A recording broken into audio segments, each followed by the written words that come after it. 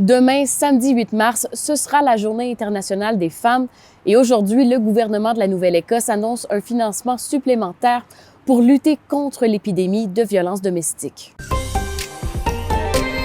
Ça fait des mois que des associations réclament plus de financement pour lutter contre les violences basées sur le genre. Depuis octobre dernier, au moins 7 femmes ont été tuées par leur conjoint ou ex-conjoint en Nouvelle-Écosse, une province qui reconnaît la violence domestique comme étant une épidémie.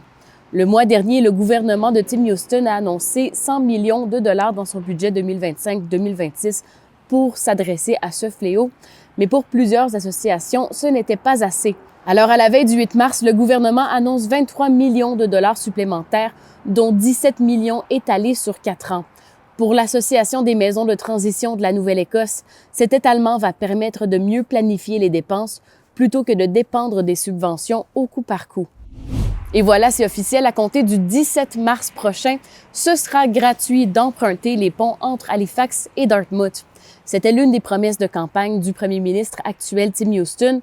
La gratuité des péages sur les ponts d'Halifax devait entrer en vigueur le 1er avril, mais finalement, ce sera 2 semaines plus tôt que prévu.